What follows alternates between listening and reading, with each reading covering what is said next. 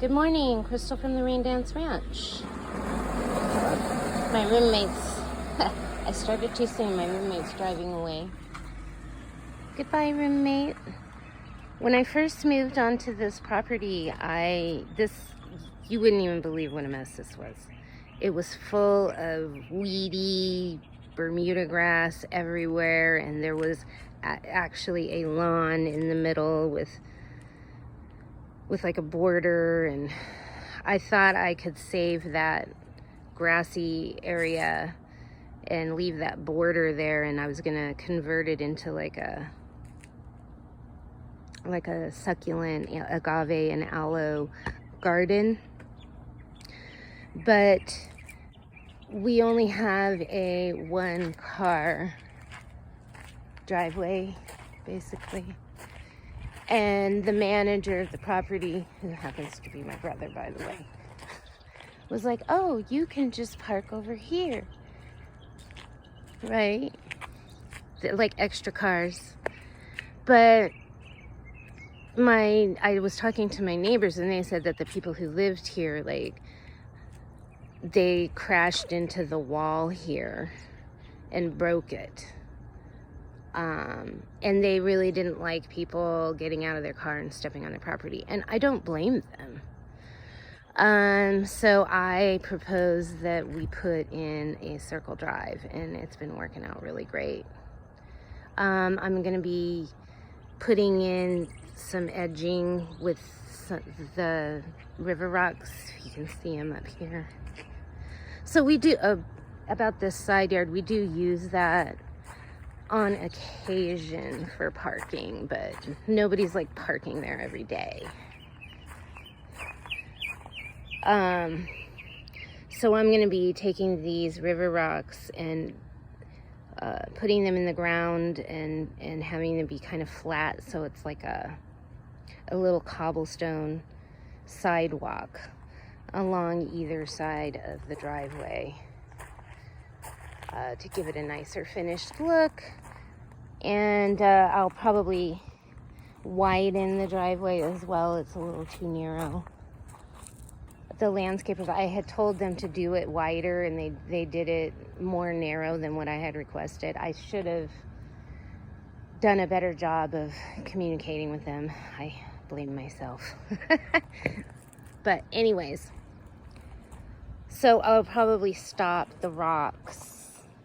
The driveway is probably going to come out like another foot, maybe to about right here, because my roommate, when she goes around the driveway, she invariably ends up, the tire has gone right here. So I'm like, let's just work with that. So I'm gonna pull the driveway out, and then I'm gonna stop the cobblestone here, and then there's just gonna kind of be plants all in here, and it'll be fine. And then we'll pick up the cobblestones down on that end, and then the cobblestone sidewalk will come all the way around there. I'm hoping to get this done before Christmas, the cobblestone stuff.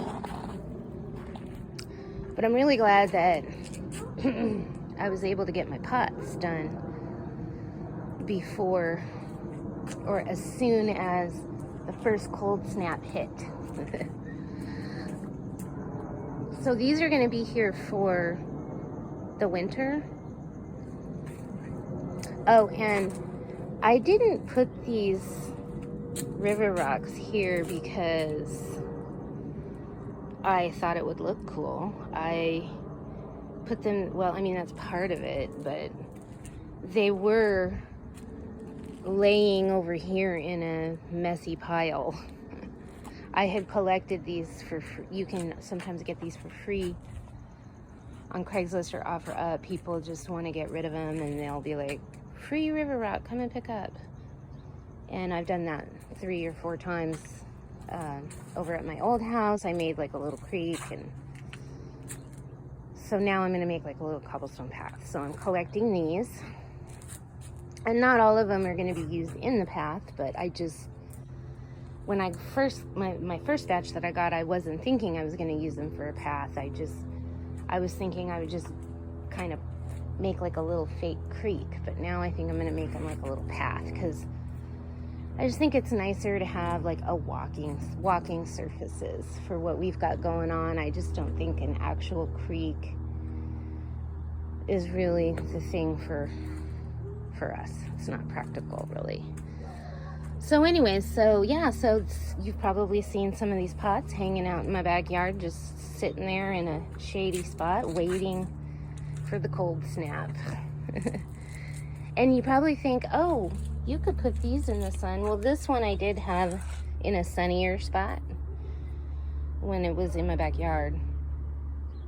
But it's just easier to like take care of your plants when you're sort of developing them on in the off season, you know, in a certain place where you know they're going to be okay, until they can just be out and deal with whatever elements they'll have to deal with.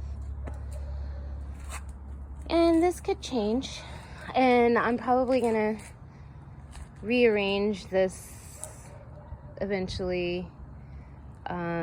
It just seemed to be the best arrangement for now, kind of a situation. And it's a great way to store your river rocks until you're ready to use them. So I'm kind of happy about that. I am totally fine with that. I'm really happy with the way this looks. And I also have these, oops, my shadow. These stepping stones, which I want to use across the way over there where the garbage can is, and make like a little platform for the garbage can, and just, you know, have a nice hard surface over there. And so I've got all of my pots are piled up on those. So rather than storing these on the side of the house in a pile, I'm putting them to good use, and you don't even really notice them, really. So that's, you know, if you've got a bunch of materials and you know you have a use for them eventually, well, while you're waiting for them to be used, you can probably use them for something else. So you could try to do something decorative with them. So yeah, I'm really happy. I may even move these over there as well, because it's probably gonna still be another month before I get started on that project. But I don't know, I may still leave them there. But my roommate has to get in and out of her car, and I think it might be nice for her not to have to deal with those. So yeah, so this is what my pots are looking like right now. And I will come back with an update video. This was a big mess. I used to have this container there with the rocks right here, and I really liked it there because it, when I had to bring the hose over, it would keep the hose from hitting my plants. Like, it held them in place. But I think I'm gonna do some of those boulders that are over there over here, and then the boulders can operate as my plant protection from the hose. And I don't know if these potato vines are gonna continue to grow over the winter. When I first planted them last spring, the bunnies were eating them, and this is as much as I got out of them. And I've seen people who ordered these potato vines from Proven Winners, and they'll be like, one vine would take over this whole area. So if these don't survive the winter, I might get a Proven Winners potato vine and see what happens. And I'm trying to see what this guy does. This is a Mexican Petunia, and it's never looked good. And I had it trimmed all the way down to I had whatever you call it. I trimmed it back down to the nub, down to the ground. And it really didn't do much for a long time. It didn't like bounce right back.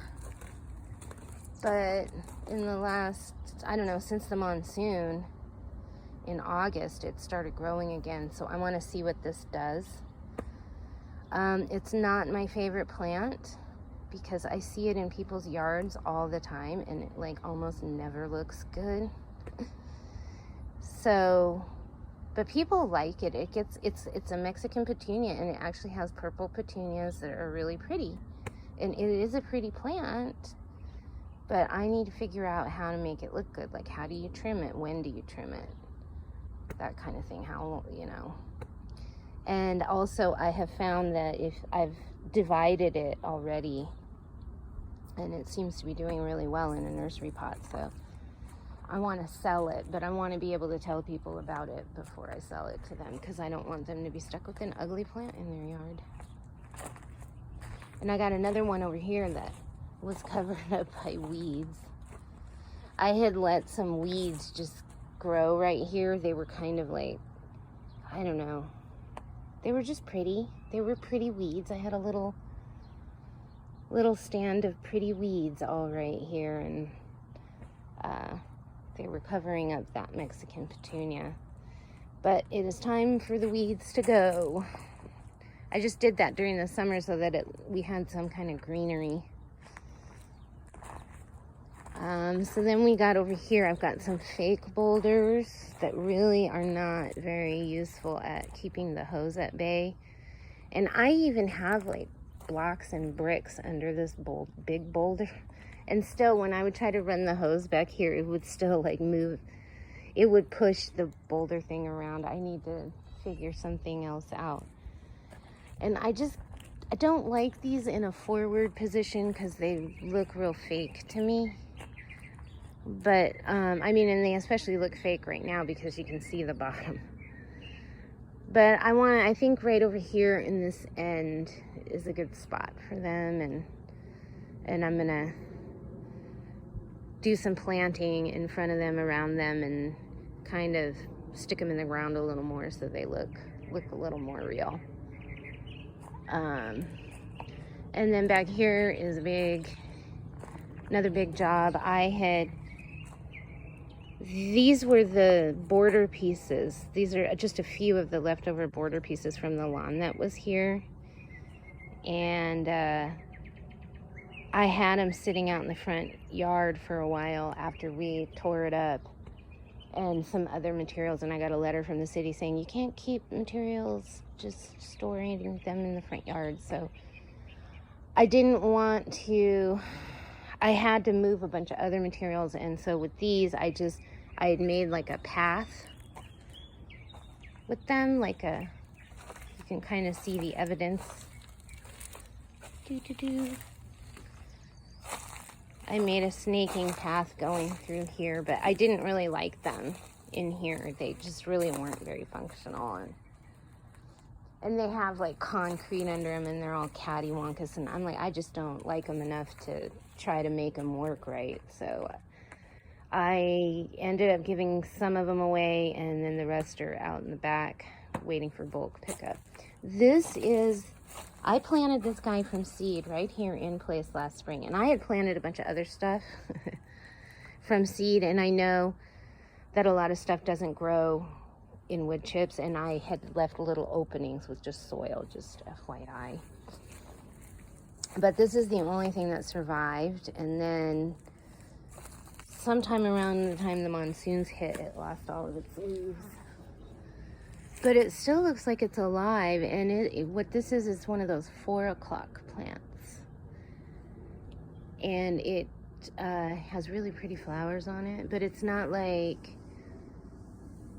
I haven't ever seen it like, it's not like an incredible sight. It's more like a filler flower plant. Certainly nothing wrong with it. So I think that it does deciduate, and it may come back. So I'm gonna leave it, and we'll see what happens. But yeah, so my next big project is to come and clean this area up, and I'm going to add another layer of wood chips, and I'd like to plant some of my agaves and aloes back here. So we'll see. I'd like to get this done before Thanksgiving. I want to get the sidewalk around the driveway done before Christmas. And sometime before the end of May, I want to get the door painted.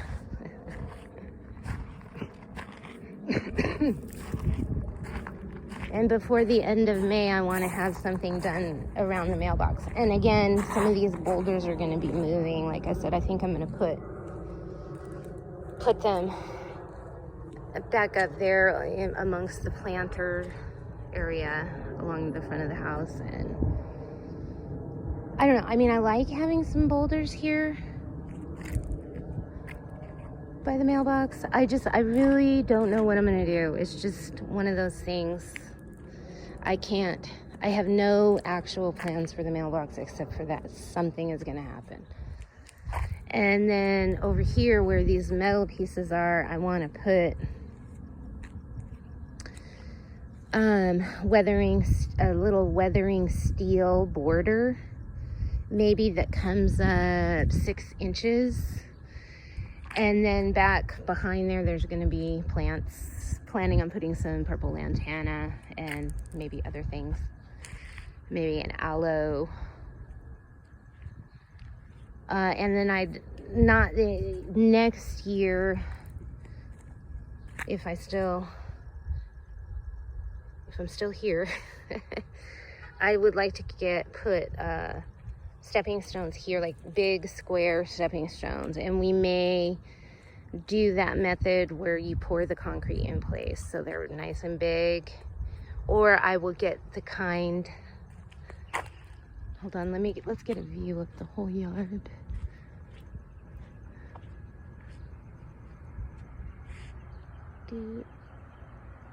There's a car coming and he's probably going, get the hell out of the road.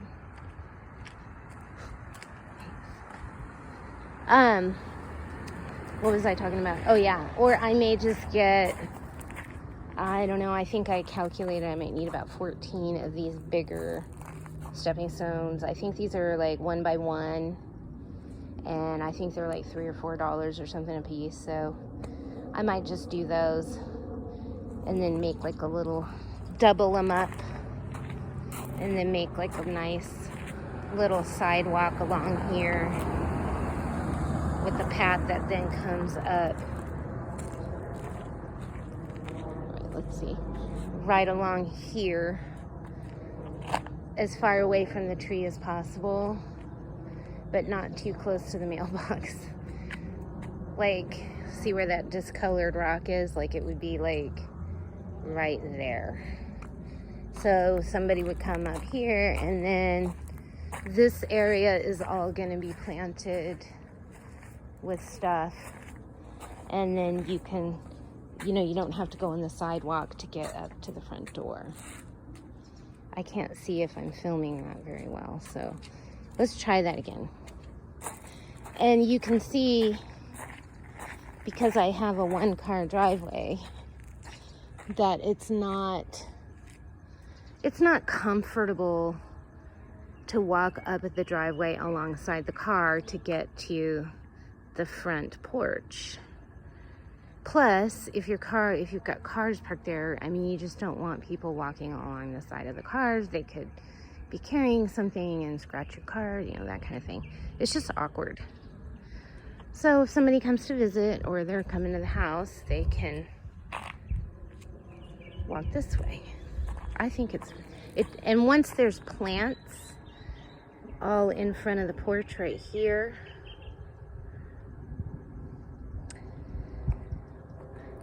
it'll force you to have to come over this way. And it's a very comfortable walk. It doesn't feel like you're going all out of your way and everything. But right now, I mean, everybody pretty much just walks this way. But I really think it would look better. It would be nice to have, I mean, I don't mind that being open either.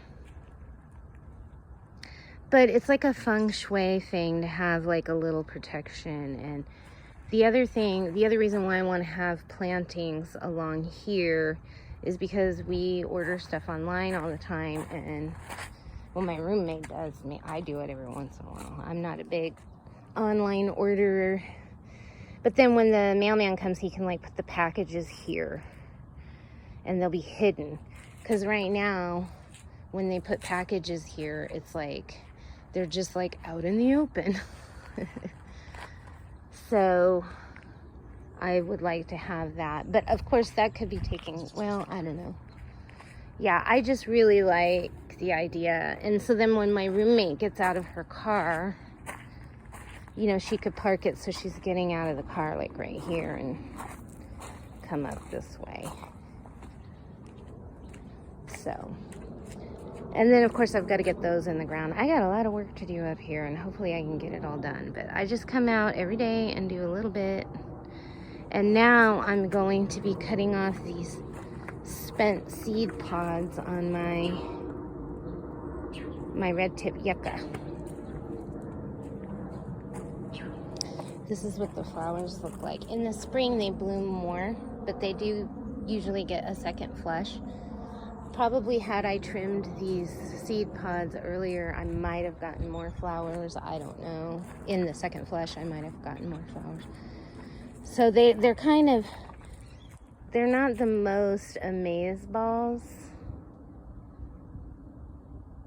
flowers usually. I mean, they can look like that. A lot of times they look like that. These actually look really good.